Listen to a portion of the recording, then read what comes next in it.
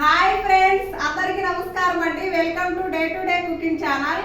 ఈ రోజు అయితే మన వీడియోలో గోదావరిలో స్పెషల్ అయినటువంటి కోనసీమ కొబ్బరి పలావ్ ఎలా చేయాలో చూద్దామండి. మన ఏరియాలో అయితే కోకోనట్ రైస్ అంటారు. సో కొబ్బరి పలావ్ ఎలా చేయాలో దాని ప్రాసెస్ ఏంటో మీకైతే చూపిస్తాను. దానికంటే ముందుగా మన వీడియో నచ్చితే లైక్ చేసి సబ్స్క్రైబ్ చేసి మాకైతే సపోర్ట్ చేయండి. 1 ఇంచు చెక్క, 1 స్టార్ పువ్వు, 5 లవంగాలు, 3 యాలకులు, అలాగే 1 బిర్యానీ ఆకు, 1 ఉల్లిపాయ సన్నగా కట్ చేసుకున్నది, 4 మిరపకాయలు సన్నగా చీలికలుగా కట్ చేసుకోవాలి, కొంచెం జీడిపప్పు 1 స్పూన్ మైనంగా, 1 గుప్పెడు పుదీనా, 1 గుప్పెడు కొత్తిమీర, 4 స్పూన్లు బఠానీ, 1 స్పూన్ అల్లం వెల్లుల్లి paste, 1/2 spoon garam masala, main ingredient అయినటువంటి కొబ్బరి, పచ్చి కొబ్బరి. కొబ్బరి పలావుకి అయితే ఫస్ట్గా రైస్ తీసుకొని నానబెట్టుకోవాలండి శుభ్రంగా కడిగి. నేనైతే 1 గ్లాస్ రైస్ తీసుకుంటున్నాను. వీటిని శుభ్రంగా కడిగి నానబెట్టుకోవాలి. బియ్యం కడిగి పక్కన పెట్టుకున్నానండి. గ్లాస్ రైస్ తీసుకున్నాం కదండి. సో 1 గ్లాస్ రైస్కి అయితే 1/2 చెక్క కొబ్బరి సరిపోతుందండి. ఇప్పుడు దీన్ని సన్నగా కట్ చేసి మిక్సీ పట్టుకోవాలి మెత్తగా. ఈ విధంగా సన్నగా కట్ చేసుకోవాలండి. ఇలా సన్నగా కట్ చేసుకొని మెత్తగా మిక్సీ పట్టుకొని వస్తాను. కొబ్బరిని ఈ విధంగా అయితే మిక్సీ పట్టుకోవాలండి. సో ఇప్పుడైతే నేను కొబ్బరి పాలు తీస్తున్నాను. ఇలా మిక్సీ పట్టిన కొబ్బరి పేస్ట్ నుంచి కొబ్బరి పాలు తీసుకోవాలి. ఒక స్ట్రైనర్ సహాయంతో కొబ్బరి పాలు ప్రిపేర్ చేసుకోవాలి. కాటన్ క్లాత్తో అయినా వడకట్టుకోవచ్చు.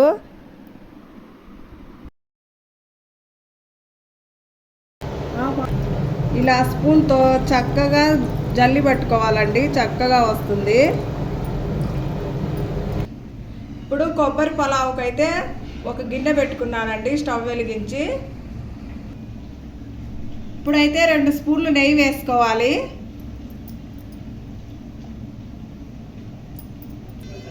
నెయ్యి హీట్ అయిందండి. ఇప్పుడు ఫస్ట్ చెక్క వేసుకోవాలి, స్టార్ పువ్వు వేసుకోవాలి,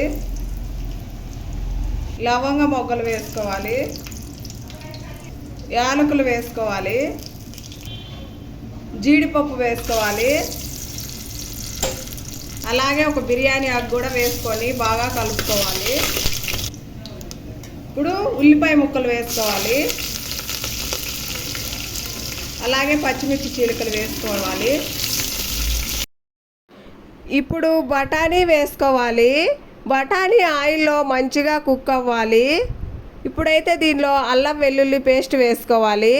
ఇలా అల్లం వెల్లుల్లి పేస్ట్ వేసాక చక్కగా కలపాలండి. అల్లం వెల్లుల్లి పేస్ట్ పచ్చి వాసన పోయే వరకు కలుపుకోవాలి. ఇలా 1 నిమిషం పాటు వేగాక ఇప్పుడు దీనిలోనే సాల్ట్ వేసుకోవాలి. 1/2 టీ స్పూన్ అయితే సాల్ట్ వేసుకుంటున్నాను. ఇప్పుడు మనం ముందుగా వడకట్టుకున్న బియ్యాన్ని అయితే వేసుకోవాలి. చూడండి, వీడియోలో చూపించిన విధంగా రైస్లో వాటర్ లేకుండా ఇలా రైస్ వేసుకోవాలి. ఇలా రైస్ ఆయిల్లో వేడవడం వల్ల పొడి పొడిగా రావటమే కాక మంచి టేస్ట్ వస్తుందండి పులావు. ఒకసారి ట్రై చేయండి, చాలా బాగుండుద్ది. ఈ పులావును ఆఫీసులకి అలాగే స్కూల్ పిల్లలకి లంచ్ బాక్స్లోకి అయితే చాలా బాగుంటుందండి. కంపల్సరీగా ట్రై చేయండి. చూడండి, ఈ విధంగా 2 నిమిషాలు వేయించుకొని బియ్యాన్ని ఇప్పుడైతే కొబ్బరి పాలు పోసుకోవాలండి. 1 గ్లాస్ బియ్యం తీసుకున్నాను కదా, సో ఈ గ్లాస్ అయితే 2 గ్లాసుల కొబ్బరి పాలు పోసుకోవాలి. మీరు తీసిన కొబ్బరి పాలు 1 గ్లాసే వస్తే ఇంకొక గ్లాస్ అయితే వాటర్ యాడ్ చేసుకోవచ్చు. చూడండి, ఈ విధంగా పోసుకోవాలి. ఇప్పుడు దీంట్లోనే మనము కొత్తిమీర పుదీనా వేసుకోవాలండి. చూడండి, పుదీనా 1 గుప్పెడు, కొత్తిమీర 1 గుప్పెడు వేసుకోవాలి. అలాగే కొంచెం గరం మసాలా కూడా వేసుకోవాలి. చూడండి, ఈ విధంగా కలుపుకొని ఇప్పుడు ఉప్పు టేస్ట్ చూసుకొని సరిపోసుకోవాలి. సరిపోయింది, ఇంకా మూత పెట్టేసుకోవాలి. చూడండి, కోనసీమ కొబ్బరి పులావ్ అయితే రెడీ అయిపోయింది. చూడండి ఎంత బాగా వచ్చిందో. చూడండి, కొబ్బరి రైస్ అయితే ఎంత బాగా వచ్చిందో, పొడి పొడిగా చాలా బాగా వచ్చిందండి. ఇప్పుడైతే ప్లేట్లోకి సర్వ్ చేసుకుంటాను.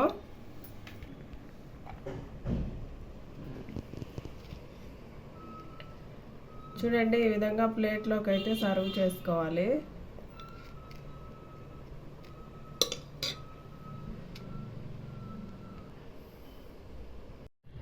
చూడండి ప్లేట్లోకి అయితే వేసుకున్నా కదా, దీంట్లో కాంబినేషన్గా చికెన్ కర్రీ చేశానండి. సో చికెన్ కర్రీలో కొబ్బరి పలావ్ సూపర్గా ఉండిద్దండి. మీరు కూడా కంపల్సరీగా ట్రై చేయండి.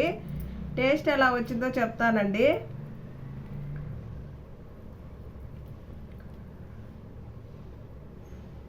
వీడియో నచ్చితే లైక్ చేసి సబ్స్క్రైబ్ చేసుకోండి. Thanks for watching. Bye bye.